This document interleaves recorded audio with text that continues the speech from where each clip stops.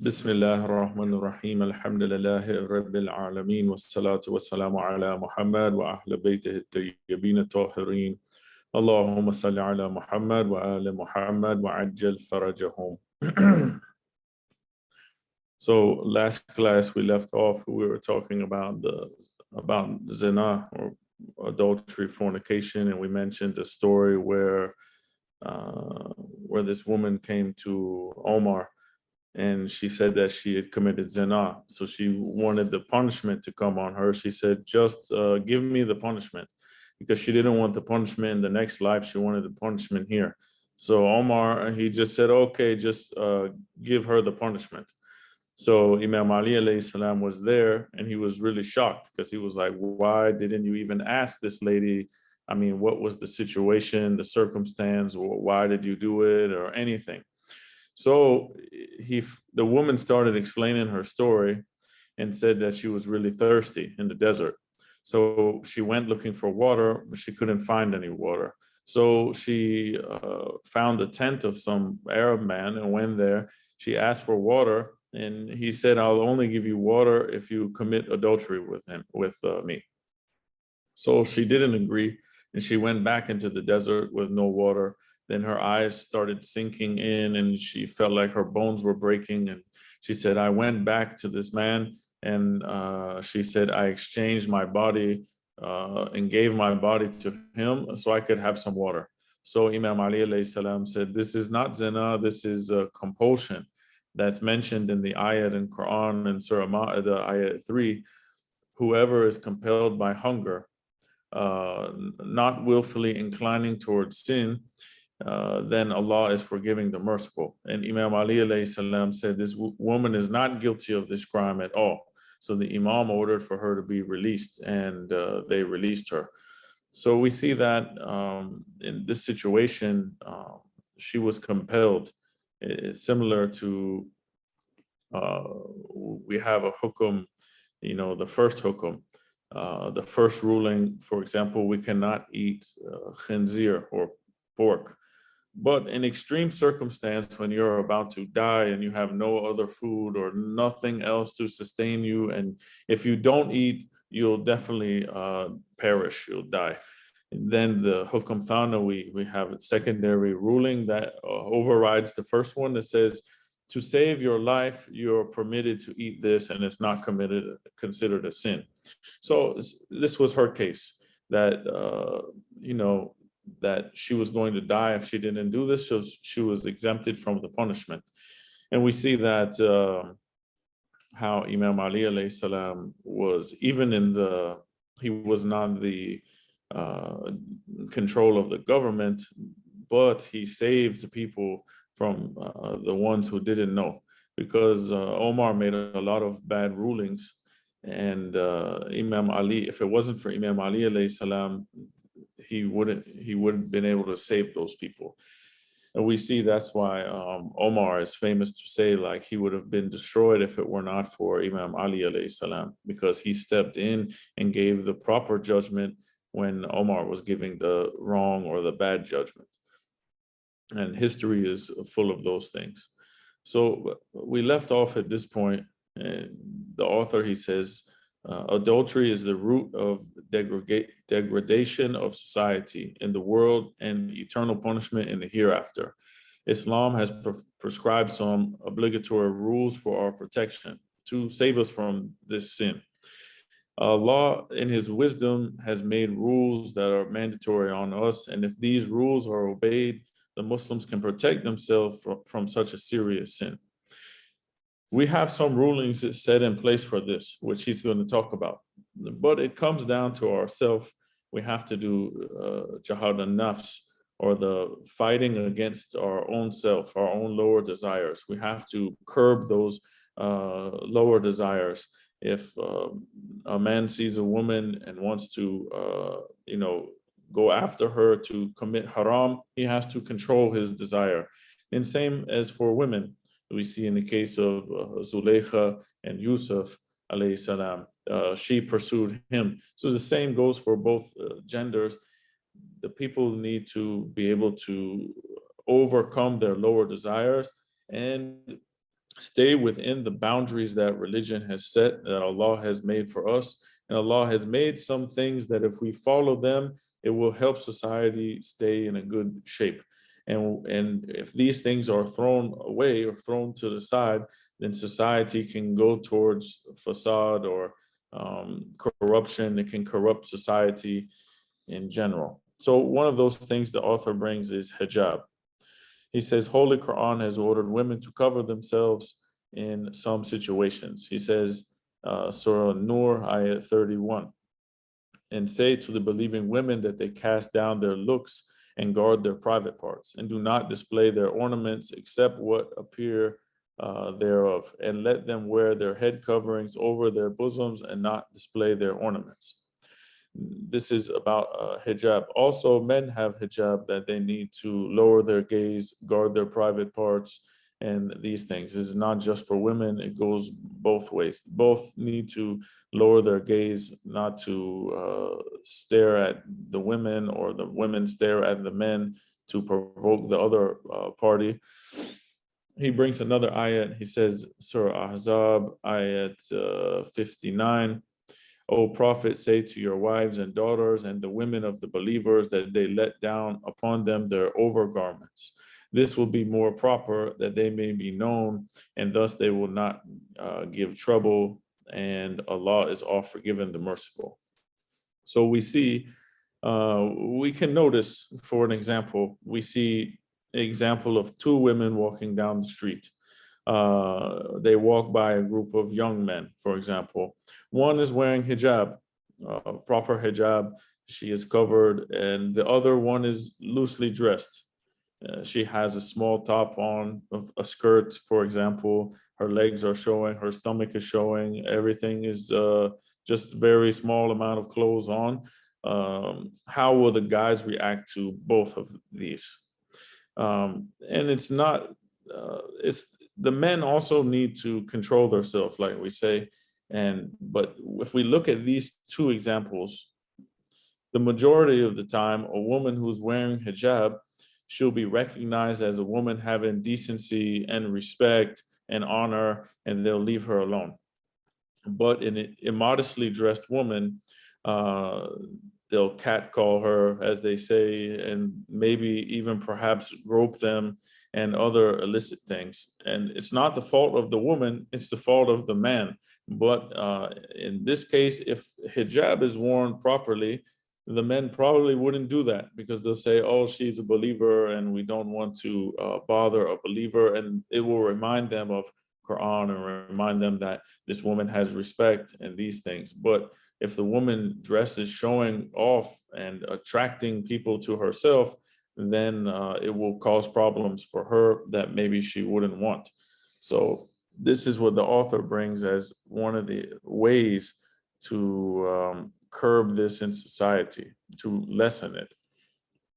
He says, another verse says, Surah Ahzab, ayat 53, and when you ask them any good, ask of them from behind the curtain, talking about the wives of the Prophet.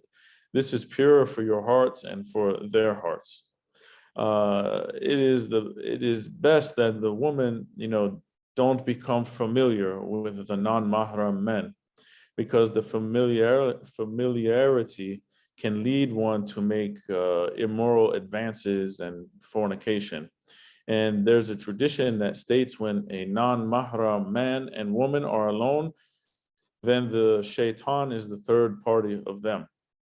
So I've noticed even sometimes, for example, one of my teachers, I've known him 15 years, but I never knew the name of his wife. I've seen his wife and I go to their house and maybe she brings some food and she goes other room or somewhere else, but I never knew her name. And they just, for example, call in public, they don't call them by their name. In Persian culture, it's a khanum, for example, but they never say their name. So I never knew her name. And this is common, and it keeps the respect of men and women. There's a barrier between them in a way that there's something that you're not too familiar with them. Because if you get too familiar with opposite gender, like at work, for example, and they're joking, it leads to start joking with them and even flirting with them, and then it leads to other things when they are alone.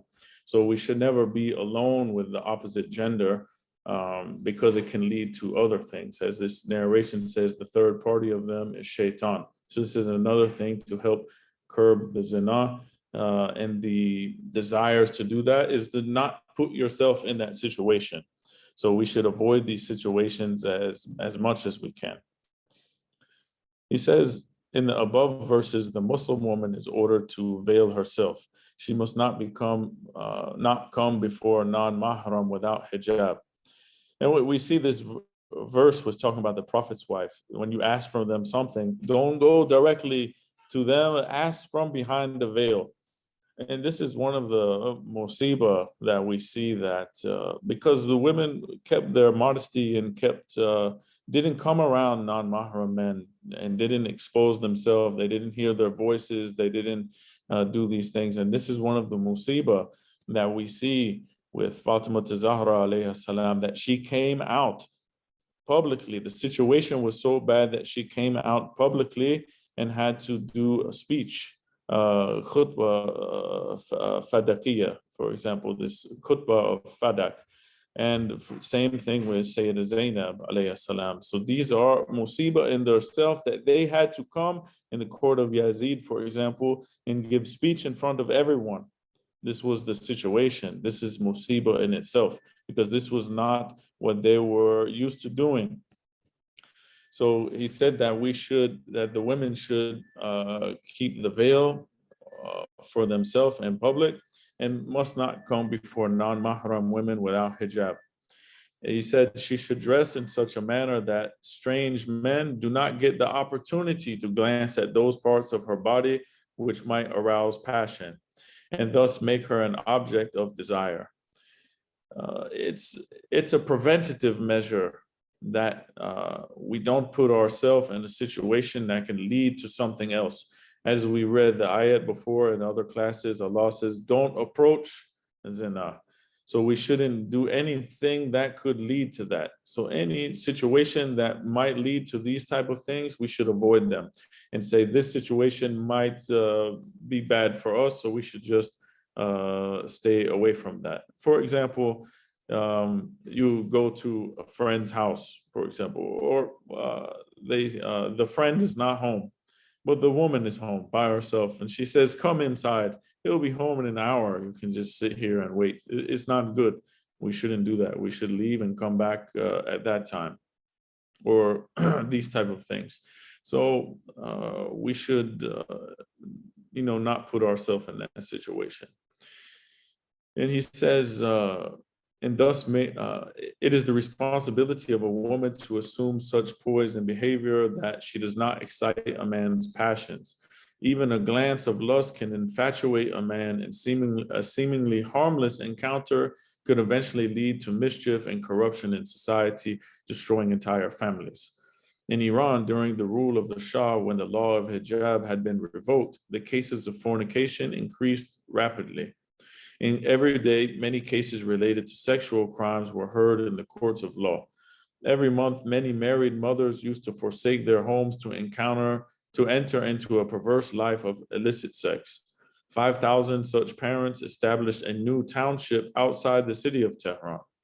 The conditions steadily deteriorated and came to a stage that every day approximately 7 infants were found abandoned in the streets of Tehran, as reported by the commissioner.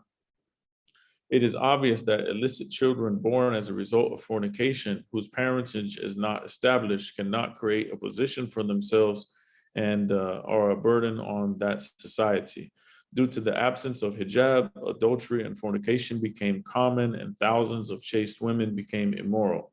One of the highly effective ways of protecting the society from the sin of adultery is that women wear hijab and ward off the evil glances of sensuous men.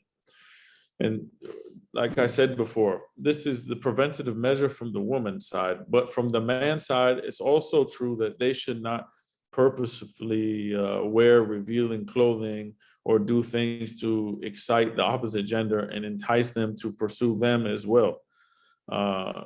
For example, maybe they are going outside to work out and they know the women are there looking at them and they are without their shirt and they putting oil on them and flexing their muscles and the women are looking at them.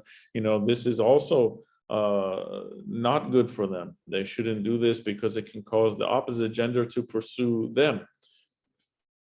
So this goes both ways. So we have to take measures to make sure that the society is freed from this zina as much as we can, to lower the chances of it, not increase the chances of someone committing zina or making unwanted advances toward the other people. He says the women are also ordered not to look at non-mahram men, and the men are also similarly warned. In Surah Nur, ayah 30, it says, so the believing men say to the believing men that they cast down their looks and guard their private parts. That's pure for them. Surely Allah is aware of what they do. And we know from narrations, the first glance, for example, may be forgiven because it wasn't intentional, but they shouldn't look for the second time and glance. Or I remember when I was a teenager, the brothers used to hear this narration that the first glance was okay, the second glance was haram. So they would stare. The first glance, they would lock on to the woman and just follow all the way till they couldn't see them anymore. And I said, this was my first glance. I got to make it count. But the older brothers would tell her, that's not how it works. And this is not how it works. When we see, maybe we're walking and a woman cuts the corner and she's wearing almost nothing, and we see the woman the first time, then we should look away, or we should lower our gaze. We shouldn't continue to stare and look at that. We should look away, as Allah has told us to lower our gazes and not to stare at them. He says, the Imam Sadiq alayhi salam says, an evil glance is one of the poisonous arrows of shaitan. Many such glances become the cause of prolonged jealousy. Also, so we see from the Imam is saying that these looks are arrows of shaitan because they lead to other things that shaitan would like, such as committing zina. We have hadith from Imam Bakr, Imam Sadiq alayhi salam, that they said that there is no man who is not to some extent guilty of zina, of fornication. He said the fornication of the eyes is the evil glance. The kiss is the fornication of the lips, and touching of a non-mahram woman is the fornication of the hands. Also, they said those who look at a non-mahram woman with an evil intention and they fill their eyes with this sight, meaning that they look for a long time, Allah will on the day of Qiyamah fill or pierce their eyes with burning rods.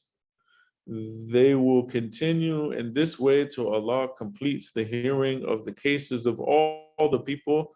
Only after that, He will order them to be thrown into hellfire. Na'udhu billah. May Allah save us from this. So when we see the women who are dressed in an inappropriate way, or even if they are wearing hijab and we are staring at them in a lustful way, we have to, when that lower desire comes to us, we have to remember this narration that says, if I continue to look at them, Imam is saying that on day of judgment, Allah will put rods of fire in my eyes because I am misusing the ni'mah or the barakat that Allah has given me, this bounty Allah has given me for seeing. We will be questioned about what we do with our organs. And we say on day of judgment, our bodily organs will testify against us. Our hand will say, you did this, you stole money from this person, you hit this person. Your feet will say, you walk towards haram. Your lips will say, I have cursed this person or harmed a person, verbally abused them. Our eyes will testify to say that we looked at haram. Our ears will testify that we listened to haram. All these things will come against us on day of judgment. So we have to bring that to our mind when the situation arises and we see someone, maybe they look beautiful. And we say, wow, as soon as you see them, and then you have to just turn away. Remember the narration and turn away from them and don't look at them, because we have to have fear of Allah and taqwa, piety. And Allah will reward us for having this piety. And we'll see in these further narration the reward that we get when we look away from them. He says, a person who embraces a non-mahram woman will be tied with chains together with Iblis on day of judgment. These chains shall be of fire, and both of them will be tossed in hellfire together. Also, the narration continues, says, one who glances at a woman, but instantly looks away at the sky, turns his gaze down towards the ground, before he could remove his gaze fully. So he saw the woman, and he saw her, maybe she's walking in bikini or something like this, and he sees the woman walking, and right when he sees her, he turns his face down, or he looks up or looks away. He says that Allah will marry him to one of the women of the paradise, and he creates such a freshness of iman or belief in his heart that he becomes extremely delighted. He's happy with what Allah will give him. So when we turn away, we know that Allah will reward us from turning away and not looking. And if we continue to look, it will lead to other haram things. Maybe we will continue to think about that person later through the day, and maybe we will want to go find that person, and all sort of bad outcomes can come out of that.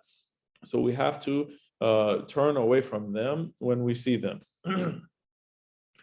Rasulullah sallallahu alaihi wasallam said, the wrath of Allah is very severe upon the married woman who, apart from her husband, she sees another non-mahram man with a prolonged glance. So she's married, and she sees another man, another man, maybe a muscular guy who's outside with tank top or no shirt, and she stares at him. When this woman, the narration says, when this woman does this, Allah Azza wa Jal invalidates all of her good deeds and doesn't give her any rewards for this. So this one act can cause a lot of other things that she has done to become invalidated at that point. So we have to be careful. Some of these things that maybe in our society that we have been living in the West, or these things are common, that we see people with next to no clothing on, they have become common, or they say, oh, I just look, but I don't do anything. It's not a big deal. But when we look at the narrations and we learn about these sins, we see that it actually is a big deal. So we have to be careful what we are doing when we are outside. We don't want to have been, for example, doing fasting, doing salat, giving sadaqat, and we waste our good deeds because we look at someone. That one act that we think is insignificant could cross out some of the other things that we have been doing. He says a few traditions mention that looking at a woman in hijab is also not allowed. Although it is generally considered a makruh act that is not good, although there are numerous traditions that denounce glancing at non-mahrams. He said, these are enough for our purpose, these ones that we have mentioned. So to glance at any woman, to stare at her, prolonged glance, to look at, even if she has a hijab, to stare at her face and become infatuated with her beauty, and to look at her and start thinking bad thoughts, even if she is in hijab, we cannot do this. So when we see the women, we should not stare at them. He says, it is haram for a stranger or non-mahram man to remain alone in company of a non-mahram woman when there is a risk of committing a sin, even though they may be busy in worship. In the same way, women are ordered not to stay in the company of non-mahram men when there is a chance of a sinful act. So we have to be careful. As we said, the third party, when two people are together alone, man and woman, the third party is the shaitan. Rasulullah sallallahu alaihi wasallam says, one who believes in Allah and the day of judgment does not remain in a place where even the sound of breathing of the non-mahram woman is perceived. So we see that we should not remain alone with them, that it's not proper that one who believes in Allah on the last day doesn't do this, because we know that Allah on day of judgment will hold us accountable for our deeds, and that we should not put ourselves in that situation. Imam Sadiq alayhi salam said, when the Prophet sallallahu alayhi wa took allegiance from the women, he told them to take an oath that they shall not sit alone in the company of non-mahram men. So this is one of the conditions that he put when he took allegiance from the women when they became Muslim. He says a lonely place means the one where there is no chance of anyone else entering or coming, like a room, the door of which is locked from the inside, or a place not frequented by people. Meaning that you are alone in the house with non-mahram woman by yourself, no one else there. This is what is talking about. Somewhere where you are alone and no one else is there, and there's no chance of anyone else coming, because then it comes to your mind, no one's going to see what happens here. No one's going to come. We can be free and do whatever we want to, and no one will know. But this is why the Prophet says, one who believes in Allah and the day of judgment won't stay in a place with the non-mahram woman, because we know that even if no one will come, no one will see, Allah is shaheed, Allah is witness, and we will be held accountable on the day of judgment for these things. He says, it must be clarified that about the penalty for zina, for the penalty to be imposed when the sin is proved from the viewpoint of divine law, as it has been stated earlier, that adultery is only proved if the conditions necessary for it are fulfilled, which we mentioned these conditions before. One of the conditions is that all four just witnesses should testify unanimously as to the time and place of the crime, that they must also know the woman by sight. Otherwise, there arises the possibility that the person who performed the sexual act with the woman may have been her husband. So they must know the person that they saw doing this. And we also said that they need to see the actual act, not from under they come in the room and under the sheet, or they come out of the room together. They need to actually see the act, which is very difficult to implement the hudud, or the punishment of this, which is in itself a type of mercy. He says, if a person commits adultery with an unmarried woman, or the woman who is not in the idda raja'i, the waiting period after divorce, in which the husband can come back to her without another nikah, he can later marry her.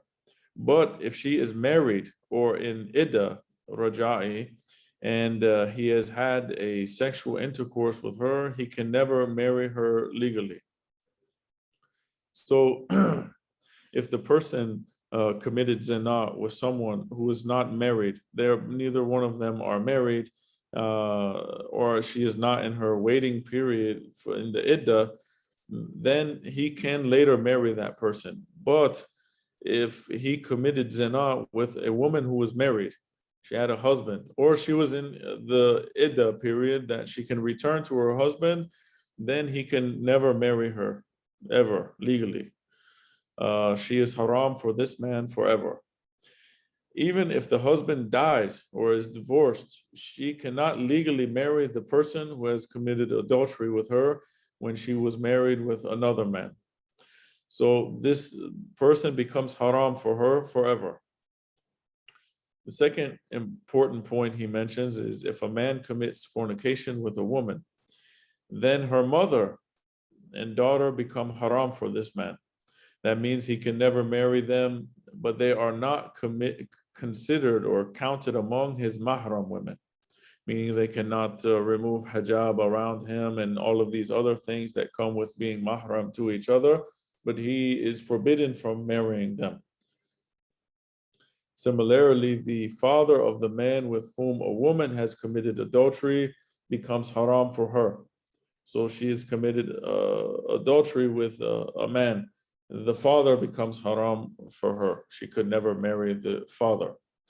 He said there are minor differences of opinion among the mujtahids in these problems. Anyone who wishes to study further, they can refer to their marja, he says.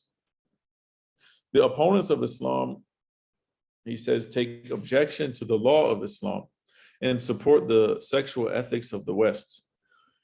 They praise the sexual freedom of these countries and say that the Europeans and the Americans are not hypocrites and express whatever they feel freely and openly.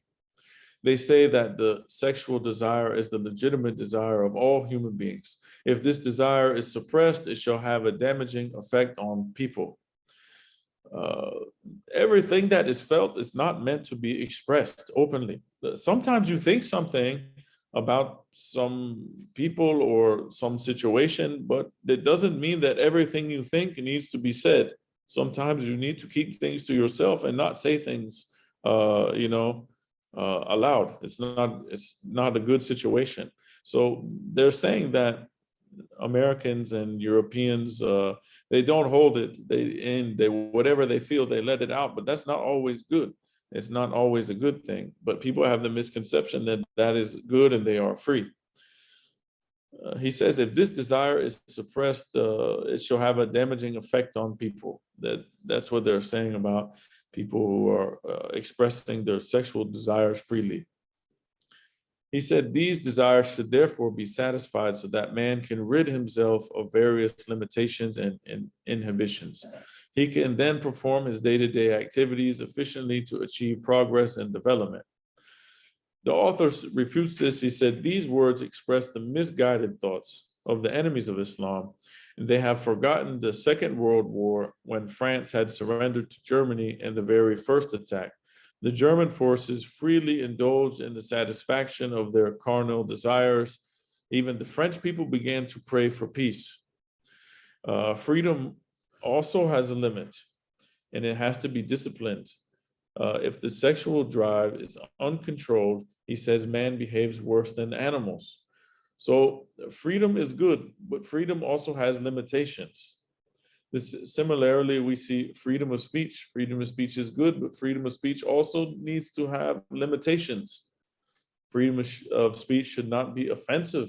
We should not, just because we should be allowed to say whatever we want to say doesn't mean we should say whatever we are feeling. Some of the things people think are not good to be said. Maybe they're thinking something bad, and then they're going to say it. Everything has limits. Everything has a boundary, and we have to see what boundaries Allah has given us in Quran, and Prophet and Imams alayhi salam have given us to follow, because Allah is the one who sets the criterion and what is best for people to follow. It's not us to come and say that we can follow whatever we think is good, whatever we feel is good. This varies from culture to culture. Some cultures think something is good and they do it. Other cultures, they won't do it. And they say this is bad. So it's not left to people to decide. It is left for the one that Allah has sent to us for the guide to follow him. Allah has sent us a prophet to follow. So when we want guidance on how to live our life, we have to look and see how the prophet lived his life. What did he do? What did he say are the do's and the don'ts, to know our boundaries? What is halal? What is haram? And then stay within these boundaries. When we see that this thing is going to lead us towards haram, do away with it. Don't go towards it. Don't approach it. We should always try to go towards what is most pleasing to Allah. We have to think to ourselves, would Allah approve of this act I am doing? What is the outcome of this act? Is it good for me? Is it good for my religion? Is it good for my society? Or when Imam Zaman, Ajallah Ta'ala Farajul Sharif, is witnessing my actions, would he be pleased with my actions or not pleased with my actions? Because Imam is witness over us. Allah says on Day of Judgment, He will bring the witnesses over mankind, and He will bring them a prophet over, a witness over them. So we have a hujjah, a witness that will see and knows what we do. If the Imam of our time, if we think about it, would he be pleased with what we are doing? Or would he be sad and grieve upon what we are doing? There are many people who are the title of Muslim, but do you think the Imam is pleased with the way that Muslims are living and that Shia are living? Those who are saying they're following the 12th Imam, do we think that the Imam would be pleased with all of them? We have to ask ourselves, would the Imam be pleased with us? And if we think not, then we need to look deep down inside ourselves and figure out what it is we are doing that is wrong. How can I fix it? How can I better myself? He says, as far as America is concerned, 38% of the middle school female students become pregnant. This is old statistic. It's probably even more now. This book was written very long time ago. As he says, as these girls reach high school, colleges, and universities, the incidence of unwanted pregnancies reduce. These girls use their past experiences to avoid getting pregnant.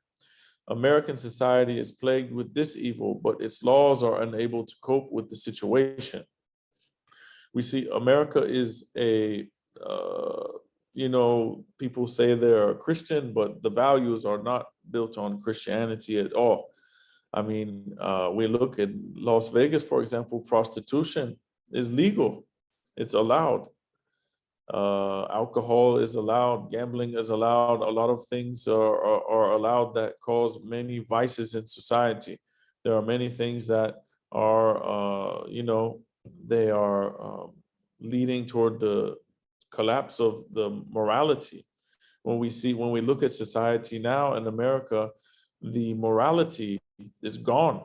It is very small percentage of people that have the ethics, the good ethics. Most people are just doing whatever they want to, and they have no fear of creator that will judge them, or accountability. When you have accountability, when you know that there is a higher being that will judge you for what you will do and hold you accountable for those things, this will stop people from committing haram, even if no one is looking. He said, there is no doubt that the sexual urge is a natural instinct, but it must be controlled and disciplined. Islam does not expect the sexual urge to be suppressed, nor does it order anyone to forsake productive activities. On the contrary, Islam is against celibacy. So Islam is not telling the people, don't have those desires. Get rid of them. Never use this desire and suppress it completely. Be like a monk or one of the Catholic priests, for example. This is a natural desire. He says, however, Islam, as any other decent society, cannot allow for absolute freedom as seen in the animal kingdom.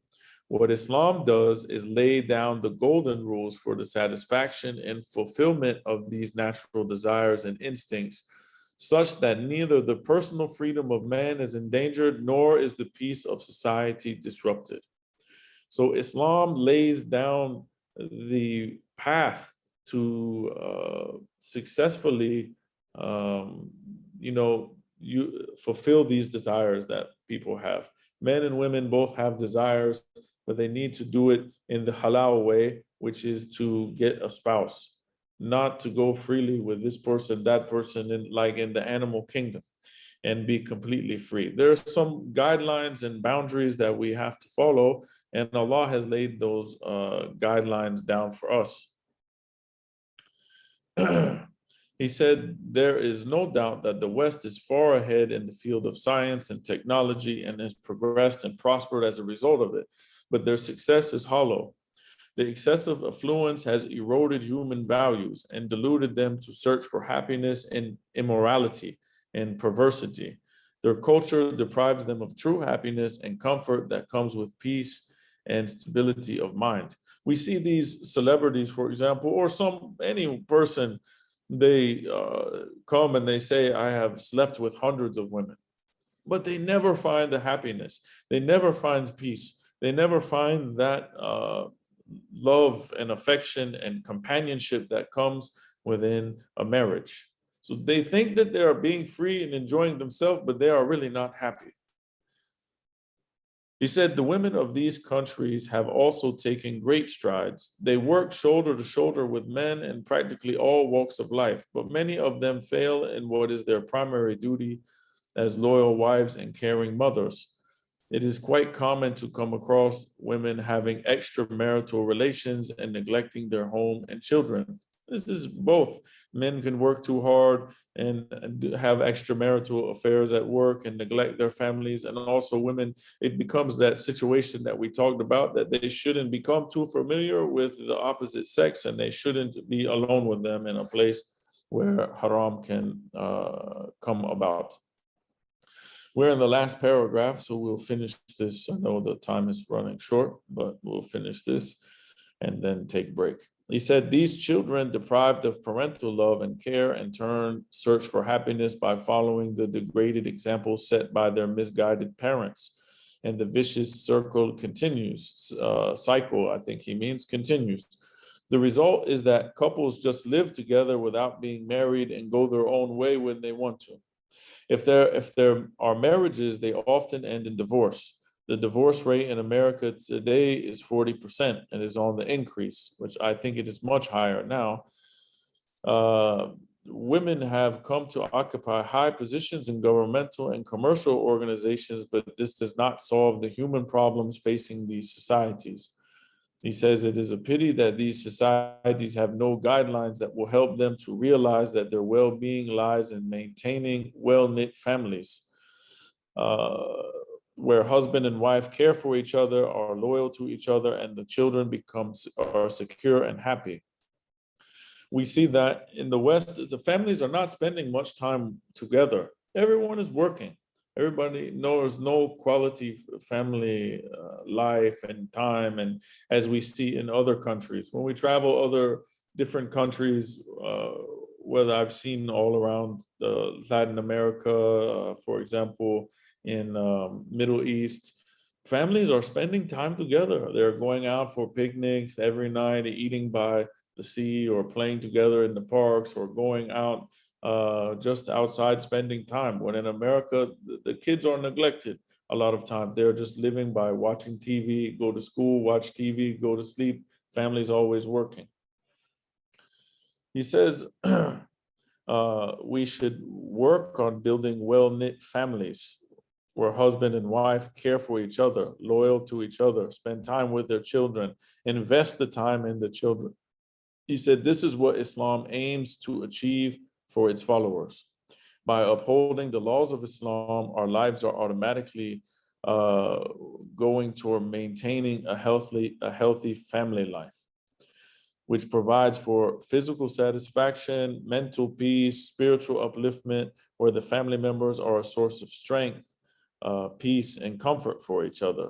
So we have to look at the family structure and build strong family structures, give value to our families, look forward to wanting to be with a spouse, to getting married, to look forward to being married. Marriage is half of faith, not to fulfill or search after or run after something hollow and shallow of wanting to sleep with this person, that person, this person, and thinking that chasing after and having fun for a few moments or a few nights, one night stands is going to make us happy, because it's not. The real happiness lies in building a family, enjoying your life with your family, having children, building generation and generation, and raising them to do what Allah subhanahu wa ta'ala has told us to do, and looking and working towards the hereafter and becoming good followers of Rasulullah and Ahlul Bayt alayhimus salam. May Allah subhanahu wa ta'ala grant us good marriages and good society and healthy society where we value our families and build our family values and our family structures upon the teachings of Islam, inshallah. Sallu ala Muhammad wa ala Muhammad. اللهم صل على محمد وعلى محمد. جزاك الله. So